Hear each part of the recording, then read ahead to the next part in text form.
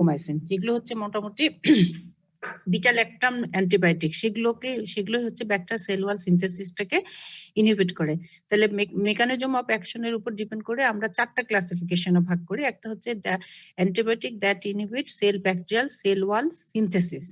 Sell wall যেটা হচ্ছে কি পেপটাইডোগ্লাইকেন তৈরি করে, সেই পেপটাইডোগ্লাইকেন সিনথেসিসকে ইনহিবিট করে যারা, তারা হচ্ছে পেনিসিলিন, সেফালোস্পোরিন, ব্যাসিট্রেসিন এন্ড ভ্যানকোমাইসিন। আরো অন্যভাবে বলা যায়, তোমাদেরকে সাধারণত সিম্পল ভাবে ক্লাস বিটা মনে রাখলেই হবে। তারপরে 2 নম্বর কি, the antibiotic that inhibit bacterial protein synthesis. Bacterial protein synthesis K inhibit করে যারা, সেই সমস্ত অ্যান্টিবায়োটিক আবার দুটো ভাগে ভাগ করা হয়েছে। যারা হচ্ছে ব্যাকটেরিয়াল 50S রাইবোজোমাল সাবইউনিটকে, যে 50S সাবইউনিটকে যারা হচ্ছে গিয়ে ইনহিবিট করে, তারা হচ্ছে ক্লোরামফেনিকল এন্ড হচ্ছে গিয়ে ইরিথ্রোমাইসিন। আর যারা হচ্ছে গিয়ে ব্যাকটেরিয়াল 30S সাবইউনিটকে ইনহিবিট করে, তারা হচ্ছে গিয়ে টেট্রাসাইক্লিন এন্ড অ্যামাইনোগ্লাইকোসাইড। ঠিক আছে, তোমরা এগুলো পরবর্তীতে আস্তে আস্তে জানতে পারবা। তোমাদের কার্ডটাও ওইভাবে সাজানো হয়েছে। প্রথমে bacteria sell wall synthesis antibiotic, তারপর প্রোটিন সিনথেসিস ইনহিবিটর, তারপর নিউক্লিক অ্যাসিড, এইভাবেই সাজানো হয়েছে। তাহলে antibiotic that inhibit bacterial protein synthesis, এর মধ্যে দুটো গ্রুপ। একটা হচ্ছে ব্যাকটেরিয়া 30S সাবইউনিটকে ইনহিবিট করে, যারা হচ্ছে তারা হচ্ছে টেট্রাসাইক্লিন অ্যামাইনোগ্লাইকোসাইড, আর 50S সাবইউনিটকে ইনহিবিট করে হচ্ছে গিয়ে ক্লোরামফেনিকল আর ইরিথ্রোমাইসিন। ঠিক আছে, তারপর হচ্ছে গিয়ে আমরা আসি bacterial the antibiotic that inhibit bacterial nucleic acid synthesis. Nucleic acid synthesis এর মধ্যে একটা ডিঅক্সি নিউক্লিক অ্যাসিড, একটা হচ্ছে ribonucleic acid. Deoxy nucleic acid বা ফলিক অ্যাসিড সিনথেসিস কে ইনহিবিট করে যারা, তারা হচ্ছে গিয়ে মোটামুটি হচ্ছে সালফোমেথক্সোজল আর হচ্ছে গিয়ে সালফোনোমাইড যারা আর কি, সালফোনোমাইড বা কোট্রিমক্সোজল যারা, তারাই এরা হচ্ছে কি সালফোমেথক্সোজল গ্রুপটা। আর যেটা হচ্ছে কি রাইবোনিউক্লিক অ্যাসিড সিনথেসিস কে ইনহিবিট করে, সেটা হচ্ছে রিফাম্পিসিন বা রিফাপিন আর হচ্ছে কি কুইনোনল। হ্যাঁ, এরা হচ্ছে গিয়ে ব্যাকটেরিয়াল রাইবোনিউক্লিক অ্যাসিডটাকে, ব্যাকটেরিয়াল নিউক্লিক অ্যাসিড যেটা রাইবোনিউক্লিক অ্যাসিড, সেটাকে ইনহিবিট করে। তারপর antibiotic that inhibit transport through cell membrane. Cell মেমব্রেনের মধ্যে যে সমস্ত ট্রান্সপোর্ট হয়, সেই ট্রান্সপোর্টটাকে যারা ইনহিবিট করে, তারা হচ্ছে polyene antibiotic, polyene group of antibiotic, আর একটা হচ্ছে পলিক্সিন অ্যান্টিবায়োটিক, পলিক্সিন। তাহলে অ্যাকর্ডিং টু মেকানিজম অফ অ্যাকশনের উপর ডিপেন্ড করতে খুব ইম্পর্টেন্ট, এটাই সবাইকে ধরে মোটামুটি। 1 নম্বর আমরা বললাম যে the antibiotic that inhibit bacterial cell wall synthesis. এর মধ্যে আছে কারা কারা, আমি আবার বলি, পেনিসিলিন, সেফালোস্পোরিন, ব্যাসিট্রেসিন, ভ্যানকোমাইসিন। তারপর 2 নম্বর গ্রুপের মধ্যে antibiotic that inhibit bacterial protein synthesis. এর মধ্যে একটা হচ্ছে 30S সাবইউনিটকে ইনহিবিট করে, সেটা হচ্ছে গিয়ে টেট্রাসাইক্লিন এন্ড অ্যামাইনোগ্লাইকোসাইড। আর 50S সাবইউনিটকে ইনহিবিট করে হচ্ছে কি অ্যান্টিবায়োটিক, ক্লোরামফেনিকল আর ইরিথ্রোমাইসিন। আর 3 নম্বর হচ্ছে bacterial the antibiotic that inhibit nucleic acid synthesis.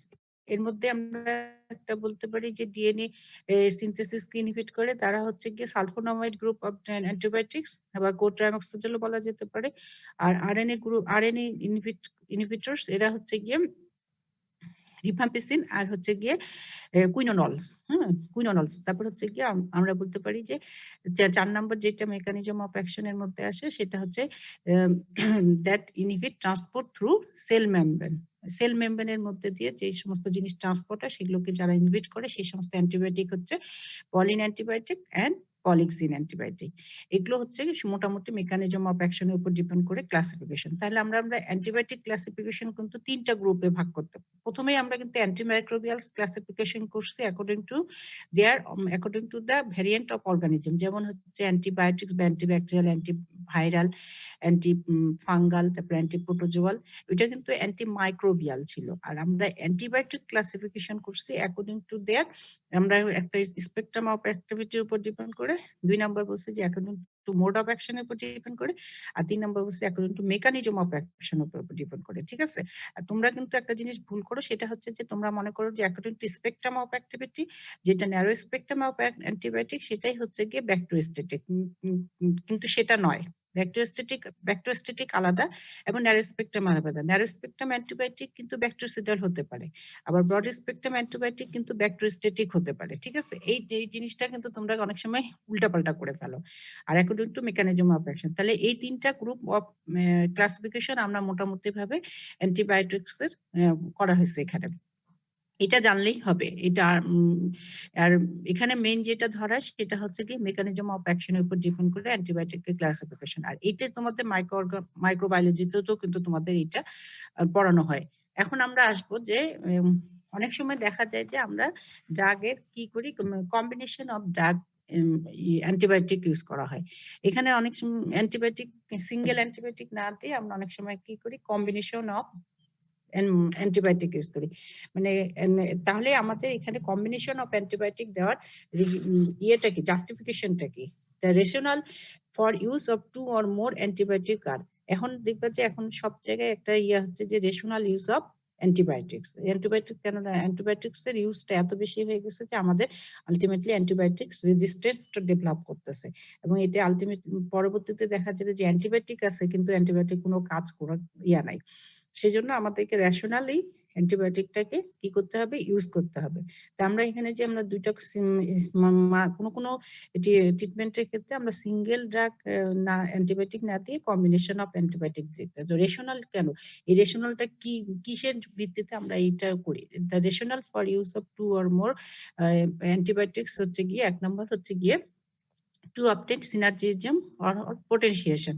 এক নম্বর হচ্ছে to obtain synergism or potentiation, that is an effect unobtainable with either drug alone, মানে একটা ড্রাগ দিয়ে আমরা সেই ইফেক্টটাকে পাবো না, সেক্ষেত্রে আমরা দুটো to obtain synergism বা অথবা potentiation-এর জন্য আমরা সেখানে ইয়ে করতে পারি। যেমন আমরা দেখা যায় যে সালফোমেথাক্সোজেল এন্ড ট্রাইমেথোপ্রান, হ্যাঁ, এটা দুটো মিলে হয় কি, সালফোমেথাক্সোজেল এন্ড ট্রাইমেথোপ্রান এই দুটো ড্রাগের কম্বিনেশনকে বলা হয় কোট্রাইমক্সোজেল। এই কোট্রাইমক্সোজেল আমরা কি ট্রিটমেন্ট ইউজ করি, অনেক সময় আমরা ট্রিটমেন্ট ফর গনোরিয়াতে ইউজ করা হয়। যদি আমরা একটা ট্রিটমেন্টের সিঙ্গেল ড্রাগ ট্রিটমেন্ট করা হতো তাহলে দেখা যেত যে আমরা গনোরিয়া ট্রিটমেন্টে অবটেনেবল এফেক্টটা পেতাম না, সেই জন্য আমরা to obtain synergism অথবা potentiation, এই কারণে আমরা এখানে কম্বিনেশন অফ 2 ড্রাগ ইউজ করা হয়ে থাকে। তারপর 2 নম্বর হচ্ছে to delay the development of drug resistance, to delay the development of drug resistance। আমরা দেখা যায় যে মাইক্রোব্যাকটেরিয়াম টিউবারকুলোসিস তোমরা অবশ্যই জেনে থাকবে যে টিবিতে আমরা মাল্টি ড্রাগ ইউজ করি, যেমন হচ্ছে কি রিফাম্পিসিন, আইসোনিয়াজাইড, ইথাম্বিটল। এখানে যদি আমরা সিঙ্গেল ড্রাগ একটা দিয়ে ট্রিটমেন্ট করা হতো তাহলে দেখা যেত সেখানে ড্রাগ রেজিস্ট্যান্স টিউবারকুলোসিস হওয়ার পসিবিলিটিটা হতো। তাহলে two delay the development of drug resistance, এই ক্ষেত্রে আমরা কি করি যে মাইক্রোব্যাকটেরিয়াল টিউবারকুলোসিসে আমরা আইসোনিয়াজাইড, রিফাম্পিসিন এন্ড ইথাম্বিটল একটা মাল্টি ড্রাগ কম্বিনেশন করে এখানে আমাদের টিউবারকুলোসিসের ট্রিটমেন্ট করা হয়। তারপর 2 নম্বর হচ্ছে কি to broaden the spectrum of antibiotic activity, spectrum of antibiotic অ্যাক্টিভিটিটাকে বাড়ানোর জন্য। যেমন দেখা যাচ্ছে যে দুটো যদি আমরা ন্যারো স্পেকট্রাম ড্রাগ ইউজ করে থাকি তাহলে আমরা কি হয়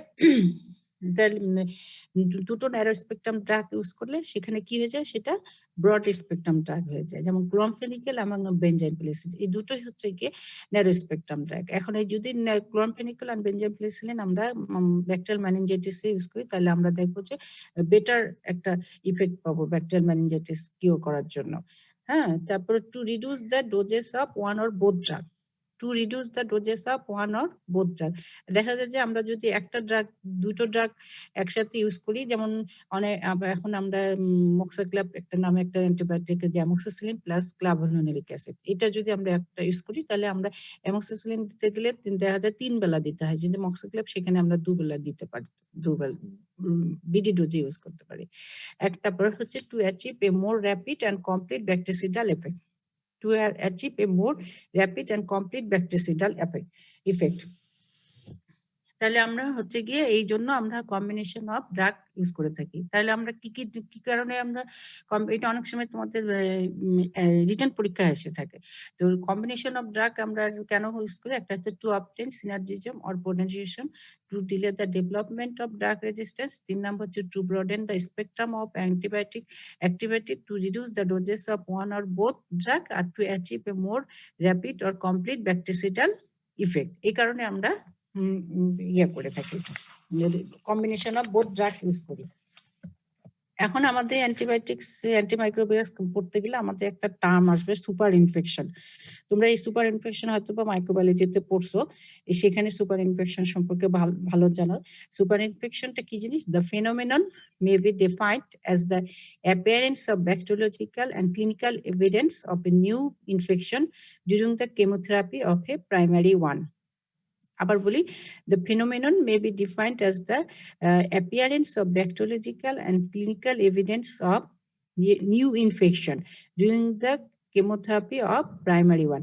আমরা দেখা যাচ্ছে যে কোনো একটা ইনফেকশনের জন্য একটা কেমোথেরাপি আমরা স্টার্ট করলাম। এই কেমোথেরাপি দেওয়ার চলাকালীন সময়ে দেখা যায় যে ওই যে ইনফেকশনটা আছে তার সাথে সাথে আরেকটা নতুন ইনফেকশন অ্যারাইজ করলো, এটাকে বলা হয় সুপার ইনফেকশন। বা আমরা এরকম করে বলতে পারি যে infection caused by opportunistic pathogen in patient treated with antimicrobial agent।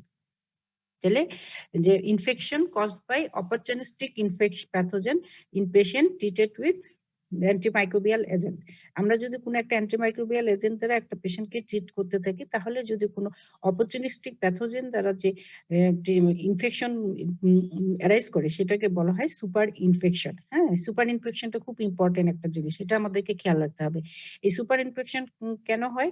আমরা যে জানি যে আমাদের ইয়েতে নর্মাল ফ্লোরা কিছু থাকে, সেই নর্মাল ফ্লোরা গুলো কিছু গুলো প্যাথোজেনিক, কিছুগুলো হচ্ছে নন প্যাথোজেনিক। সাধারণত নন প্যাথোজেনিক মাইক্রো অর্গানিজম গুলো কি হয়, সাপ্রেস করে রাখতে প্যাথোজেনিক অর্গানিজম গুলোকে। আমরা যখন অ্যান্টিবায়োটিক একটা ইউজ করব, সেই অ্যান্টিবায়োটিক গুলো কি করে আমাদের যে নর্মাল ফ্লোরা কি যেগুলো প্যাথোজেনিক গুলো আছে, কিলস দেয়া হচ্ছে প্যাথোজেনিক নন প্যাথোজেনিক মাইক্রো অর্গানিজম। সেই নন প্যাথোজেনিক মাইক্রো অর্গানিজম গুলোকে অ্যান্টিমাইক্রোবিয়ালস গুলো কিল করার ফলে সে যেগুলো হচ্ছে কি প্যাথোজেনিক অর্গানিজম সেগুলো হচ্ছে gate free and produce secondary infection. এইভাবে হচ্ছে গিয়ে সুপার ইনফেকশনটা তৈরি হয়। তাহলে সুপার ইনফেকশনটা কি আমরা হচ্ছে গিয়ে the infection caused by opportunistic pathogen, হ্যাঁ, in patient treated with antimicrobial agent। তাহলে সাধারণত দেখা যায় যে আমরা যা বললাম যে নর্মাল ফ্লোরা দুই ধরনের, একটা হচ্ছে নন প্যাথোজেনিক, একটা হচ্ছে প্যাথোজেনিক। এই অ্যান্টিমাইক্রোবিয়াল সাধারণত নন প্যাথোজেনিক মাইক্রো অর্গানিজম গুলো কি করে প্যাথোজেনিক অর্গানিজম গুলোকে সাপ্রেস করে রাখে। কিন্তু আমরা যখন অ্যান্টিমাইক্রোবিয়াল এজেন্ট ইউজ করব, সেই অ্যান্টিমাইক্রোবিয়াল গুলো এজেন্ট সব ক্ষেত্রে হয় না, কিছু কিছু ক্ষেত্রে হয়। অ্যান্টিমাইক্রোবিয়াল এজেন্ট গুলো কি করে, এগুলো কি করে কিল করে non pathogenic microorganism, and the pathogenic microorganism gets free and produced infection। কি drug causes super infection? Drug causes of super infection, এটা তোমাদেরকে আমাদের সাধারণত সুপার ইনফেকশনে আমরা কোন অপরচুনিস্টিক প্যাথোজেন দিয়ে সব থেকে বেশি হয়ে থাকে, সেটা হচ্ছে কি ক্যান্ডিডা অ্যালবিকেন্স। ক্যান্ডিডা অ্যালবিকেন্স এটা একটা ফাঙ্গাস, তোমরা জানো, এটা হচ্ছে গিয়ে ওরাল মিউকোজাতে থাকে। এটা অনেক সময় দেখা যায় যে অ্যান্টিবায়োটিকের কারণে ক্যান্ডিডা অ্যালবিকেন্স এর কারণে তোমার ইয়াতে মিউকোজাল ফাঙ্গাস, একটা ওরাল ক্যান্ডিডিয়াসিস নামে একটা তোমার ইনফেকশন অ্যারাইজ করে। ড্রাগ কজেস সুপার ইনফেকশন কি ড্রাগ করতে পারে? একটা হচ্ছে টেট্রাসাইক্লিন, তারপর হচ্ছে cephalosporin, amoxicillin, ampicillin, aminoglycoside and ক্লোরামফেনিকোল।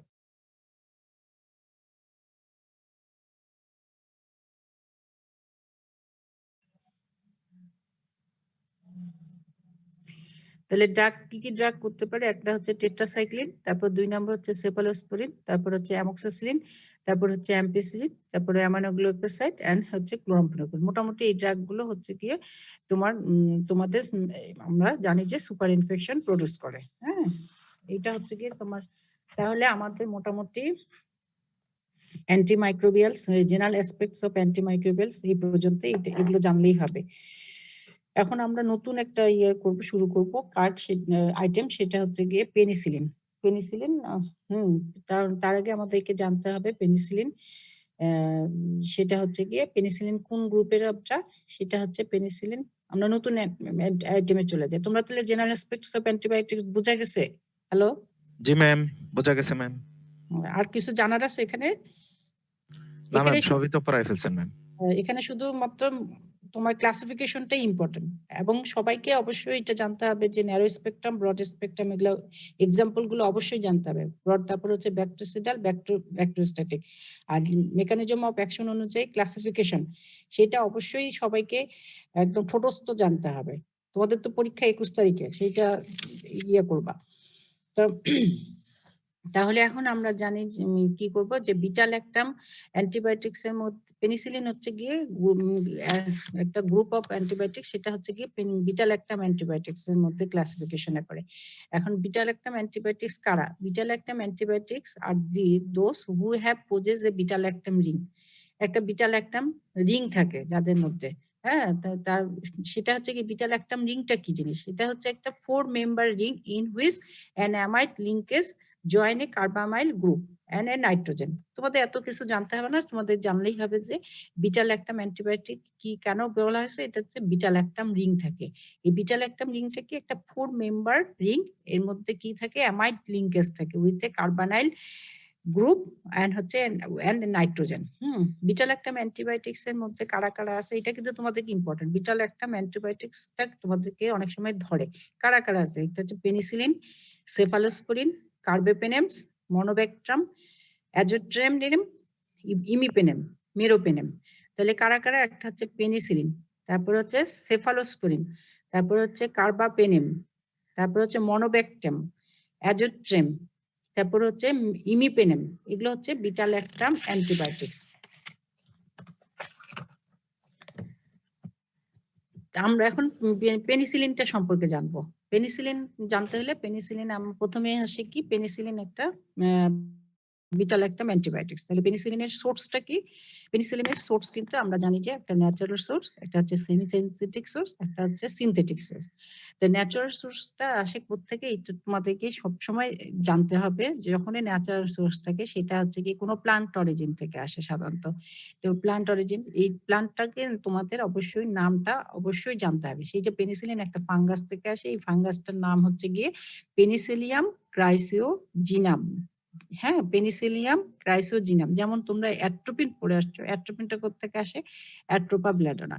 তারপরে হচ্ছে তোমার মরফিন পড়ে আসছো, হ্যাঁ, মরফিনটা কোত্থেকে আসে? সেটাও তুমি প্যাপাভরাস সোমনিফেরাম। তাহলে তোমাদেরকে এই জিনিসগুলো অবশ্যই অবশ্যই তোমাদেরকে জানতে হবে। যেগুলো হচ্ছে গিয়ে তোমাদের ন্যাচারাল সোর্স এবং কোত্থেকে আসে। পেনিসিলিনটা আসে কোত্থেকে, তারপরে অ্যাট্রোপিন, মরফিন, তারপর আর কি কি যেন আছে, সেগুলো হচ্ছে গিয়ে তোমরা একটু আলাদা একটা ছক করে নিবা। তাহলে পেনিসিলিনটা আসে পেনিসিলিয়াম ক্রাইসিওজিনাম। ও কুইনিন অ্যান্টিবায়োটিক আসে, ওইটাও তোমাদের পরে জানাবো। তাহলে পেনিসিলিনের সোর্সটা কি? একটা হচ্ছে ন্যাচারাল সোর্স হতে পারে, একটা হচ্ছে সেমি সিনথেটিক সোর্স হতে পারে, একটা সিনথেটিক। ন্যাচারাল সোর্স যেটা, সেটা হচ্ছে কি কি ফাঙ্গাস থেকে আসে? পেনিসিলিয়াম ক্রাইসিওজিনাম। পেনিসিলিয়াম ক্রাইসিওজিনাম। কেমিস্ট্রিটা কি? পেনিসিলিন কি আমি প্রথমে বললাম হচ্ছে পেনিসিলিনটা একটা হচ্ছে বিটা ল্যাকটাম অ্যান্টিবায়োটিক। এর মধ্যে কি থাকে? The nature of side chain attached to 6 amino penicillinic acid, হ্যাঁ, residue. 6 amino penicillinic acid residue, এটা হচ্ছে কি অ্যাফেক্ট করে their antimicrobial spectrum, acid stability and susceptibility to beta lactamase. এখানে আমি একটা কথা বললাম যে পেনিসিলিনের কি সাইড চেনে কি থাকে, অ্যাটাচ থেকে 6 অ্যামাইনো পেনিসিলিনিক অ্যাসিড। হ্যাঁ, এটাই কি করে তোমার অ্যান্টিমাইক্রোবিয়াল স্পেকট্রামটা কেমন হবে, অ্যাসিড স্টেবিলিটিটা কেমন হবে, অ্যাসিড স্টেবল হবে না অ্যাসিড লেভেল হবে, এবং সাসসেপ্টিবিলিটি টু বিটা ল্যাকটামেজ। এখন বিটা ল্যাকটামেজের সাথে তার সাসসেপ্টিবিলিটিটা কেমন হবে। এখন বিটা ল্যাকটামেজটা কি? বিটা ল্যাকটামেজটা একটা হচ্ছে এনজাইম দ্যাট ইজ বিটা ল্যাকটামেজটা কি? বিটা ল্যাকটামেজটা একটা enzyme that is produced by the microorganism which can break down the beta lactam ring. তাহলে একটা বিটা ল্যাকটামেজটা হচ্ছে মাইক্রোঅর্গানিজম দ্বারা একটা এনজাইম তৈরি হয়। সেই এনজাইমটা কি করতে পারে?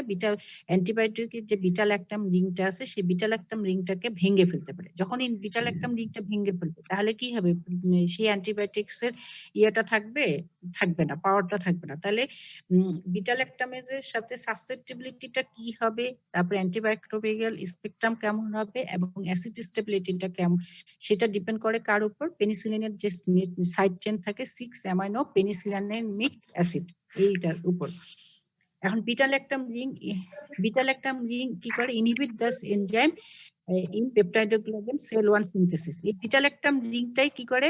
Inhibit enzyme that is responsible for bacterial peptidoglycan cell 1 synthesis. হ্যাঁ, বিটা ল্যাকটাম রিংটা।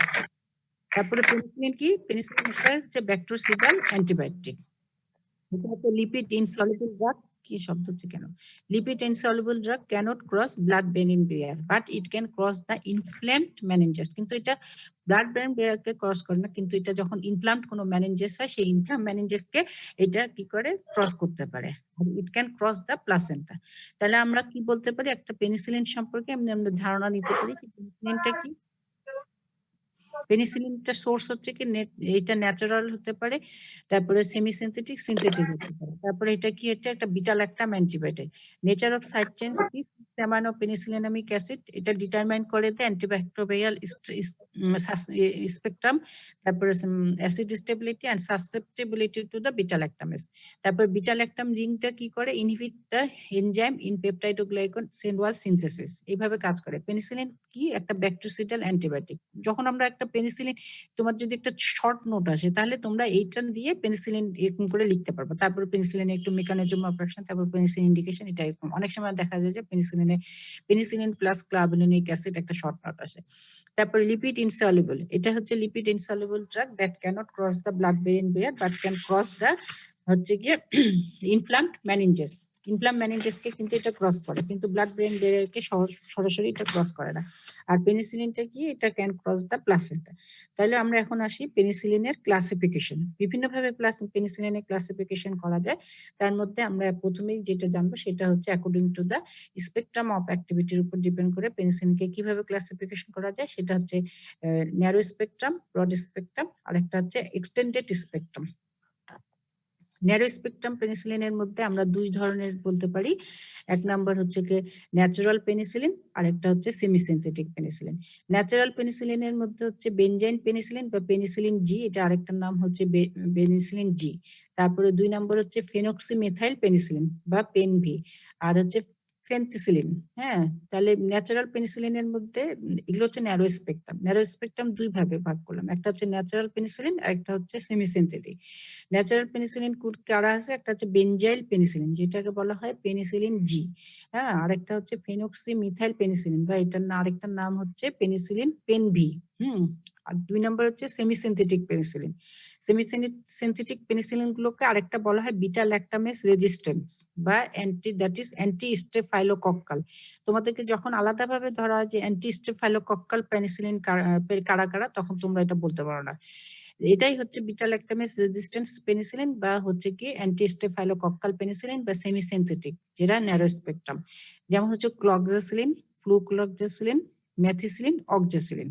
ক্লক্সাসিলিন, ফ্লুক্লক্সাসিলিন এবং মেথিসিলিন, অক্সাসিলিন। তাহলে আমি ন্যারো স্পেকট্রাম পেনিসিলিনটাকে আবার বলি, দুই ভাগে ভাগ করা হয়েছে, একটা ন্যাচারাল পেনিসিলিন, একটা হচ্ছে সেমি সিনথেটিক। ন্যাচারাল পেনিসিলিনের মধ্যে হচ্ছে বেনজাইন পেনিসিলিন বা পেনিসিলিন জি, আর একটা হচ্ছে কি পেনিসিলিন ফেনক্সিমিথাইল পেনিসিলিন বা পেনভি। হ্যাঁ, আর সেমি সিনথেটিক পেনিসিলিন, এটা আরেকটা নাম হচ্ছে বিটা ল্যাকটামেজ, এটা হচ্ছে একটা বিটা ল্যাকটামেজ রেজিস্ট্যান্স পেনিসিলিন বা দ্যাট ইজ অ্যান্টি স্টেফাইলোকক্কাল। যেমন হচ্ছে কি ক্লক্সাসিলিন, ফ্লুক্লক্সাসিলিন, তারপর অক্সাসিলিন, মেথিসিলিন। তারপর এখন আসি আমরা broad spectrum penicillin. Broad spectrum পেনিসিলিনের মধ্যে কারা কারা আছে, অ্যাম্পিসিলিন, তারপর হচ্ছে কি অ্যামোক্সিসিলিন, পিবএমপিসিলিন, আর হচ্ছে টেল এমপিসিলিন। তারা কারা কারা, একটা হচ্ছে অ্যাম্পিসিলিন, অ্যাম্পিসিলিন আছে, তারপরে অ্যামোক্সিসিলিন আছে, পিবএমপিসিলিন আছে, আর হচ্ছে টেল এমপিসিলিন আছে। তারপর এক্সটেন্ডেড স্পেকট্রাম। এক্সটেন্ডেড স্পেকট্রাম হচ্ছে গিয়ে ব্রড স্পেকট্রামের সাথে আমাদের কিছু অ্যান্টিসিউডোমোনাল প্রপার্টিস আছে, এদেরকে আবার অ্যান্টিসিউডোমোনাল পেনিসিলিনও বলা হয়। যেহেতু এটা সিউডোমোনাসের উপর বেশি কাজ করে, যেমন হচ্ছে কার্বেনিসিলিন, টাইকারসিলিন, অ্যাজলোসিলিন, মেজলোসিলিন, নেফসিলিন। তারা কারা কারা আছে, কার্বেনিসিলিন, এটা সোজা কার্বেনিসিলিন, তারপরে অ্যাজলোসিলিন, তারপর মেজলোসিলিন, টিকারসিলিন আর নেপসিলিন। হ্যাঁ, এগুলো হচ্ছে গিয়ে এক্সটেন্ডেড স্পেকট্রাম। তাহলে আমরা ক্লাসিফিকেশন আমরা অ্যাকর্ডিং টু স্পেকট্রাম অফ অ্যাক্টিভিটির উপর ডিপেন্ড করে আমরা কি কি বললাম, ন্যারো স্পেকট্রাম, ব্রড স্পেকট্রাম আর এক্সটেন্ডেড স্পেকট্রাম। ন্যারো স্পেকট্রামের মধ্যে আবার দুই ভাগে ভাগ করা হয়েছে, ন্যাচারাল আর একটা হচ্ছে সেমি সিনথেটিক। আর ব্রড স্পেকট্রাম হচ্ছে অ্যাম্পিসিলিন, অ্যামোক্সিসিলিন, তারপর হচ্ছে পিবএমপিসিলিন, টেল এমপিসিলিন। আর হচ্ছে কি এক্সটেন্ডেড স্পেকট্রাম, যেটা হচ্ছে ব্রড স্পেকট্রাম প্লাস এর সাথে অ্যান্টিসিউডোমিনাল প্রপার্টি, যেমন হচ্ছে কি কার্বেনিসিলিন, টিকারসিলিন, অ্যাজলোসিলিন, মেজলোসিলিন, আরেকটা হচ্ছে ন্যাপসিলিন।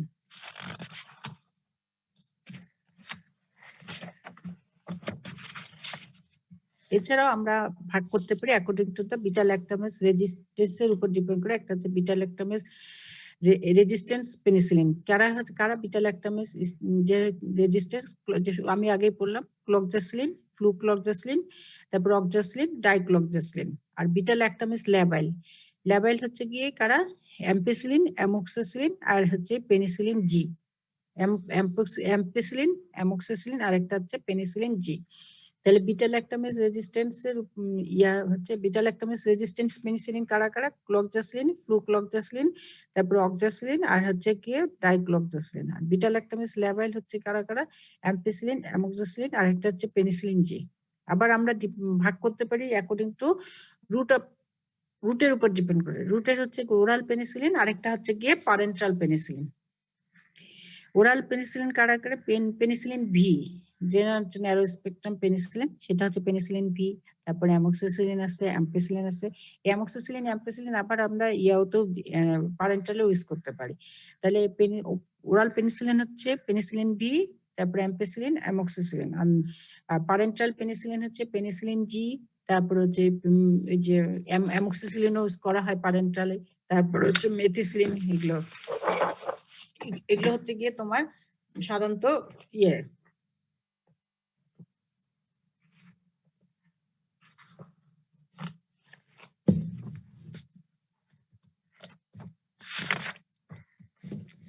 এছাড়াও আমরা পেনিসিলিনকে অ্যাকর্ডিং টু ডিউরেশন অফ অ্যাকশনের উপর ডিপেন্ড করে ভাগ করতে পারি। অ্যাকর্ডিং টু ডিউরেশন অফ অ্যাকশনের উপর ভাগ করে একটা হচ্ছে শর্ট অ্যাক্টিং পেনিসিলিন, যেটা 4 to 6 আওয়ারের মধ্যে কাজ করে, সেটা হচ্ছে দ্যাট ইজ পেনিসিলিন জি। আর হচ্ছে তারপর হচ্ছে ইন্টারমিডিয়েট অ্যাক্টিং পেনিসিলিন, যেটা 12 to 24 আওয়ার্স এর মধ্যে কাজ করে, সেটা হচ্ছে প্রোকেন পেনিসিলিন, দ্যাট ইজ প্রোকেন পেনিসিলিন। আরেকটা হচ্ছে long acting penicillin. Long acting penicillin হচ্ছে 3 উইকস ডিউরেশন অফ অ্যাকশন, যেমন হচ্ছে বেনজাথিন পেনিসিলিন, বেনজাথিন পেনিসিলিন। তাহলে আমরা হচ্ছে গিয়ে অ্যাকর্ডিং টু ডিউরেশন অফ অ্যাকশনের উপর ডিপেন্ড করে পেনিসিলিন ভাগ করলাম। Short acting penicillin, intermediate acting penicillin, long acting. Short acting penicillin হচ্ছে শুধুমাত্র 4 to 6 আওয়ারের মধ্যে কাজ করে, যেমন হচ্ছে পেনিসিলিন জি পেনিসিলিন। আর ইন্টারমিডিয়েট অ্যাক্টিং পেনিসিলিন কি 12 to 24 আওয়ার্স এর মধ্যে, যেমন হচ্ছে প্রোকেন পেনিসিলিন। আর একটা হচ্ছে লং অ্যাক্টিং পেনিসিলিন, সেটা হচ্ছে গিয়ে 3 উইকস পর্যন্ত, যেমন হচ্ছে বেনজাথিন পেনিসিলিন। তাহলে আমাদের এটা হচ্ছে পেনিসিলিনের আমরা ক্লাসিফিকেশন করলাম। পেনিসিলিনের ক্লাসিফিকেশন কিভাবে করলাম তাহলে, একটা হচ্ছে according to the spectrum of অ্যাক্টিভিটির উপর, ন্যারো স্পেকট্রাম বলছি, ব্রড স্পেকট্রাম বলছি, এক্সটেন্ডেড স্পেকট্রাম বলছি।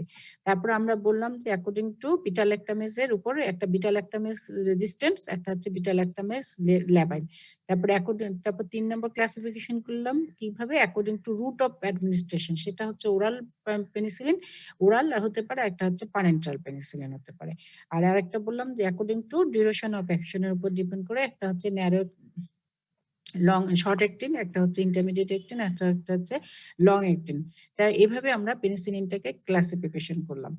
তো ঠিক আছে, আমরা আজকে পেনিসিলিনের এই পর্যন্ত। নেক্সট ক্লাসে আমি পেনিসিলিনের মেকানিজম অফ অ্যাকশন এবং আদার্স, যেটা মানে নেক্সট ক্লাসে হয়ে যাবে, এটা একবারে পড়ে দেখলে তখন হয়ে যাবে।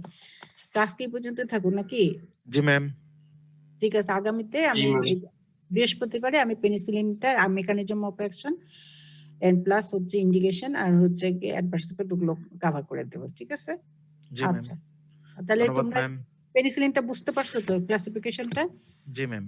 হ্যাঁ, এটা কিন্তু খুব ইম্পর্টেন্ট। বিশেষ করে তোমাদেরকে জানতে হবে যে অ্যান্টি স্টেফাইলোকক্কাল পেনিসিলিন, তারপরে অ্যান্টি সিউডোমোনাল পেনিসিলিন, তারপরে এক্সটেন্ডেড যে স্পেকট্রাম, ব্রড স্পেকট্রাম, এগুলো ব্রড স্পেকট্রাম পেনিসিলিন, আর হচ্ছে গিয়ে ন্যারো স্পেকট্রাম পেনিসিলিন, এটা জানতে হবে। ঠিক আছে? আর according to duration of action of অনুযায়ী পেনিসিলিনকে আসলে আমরা খুব একটা করি না, মেইনলি স্পেকট্রাম অফ অ্যাক্টিভিটির উপর ডিপেন্ড করে, সেটা জানতে হবে।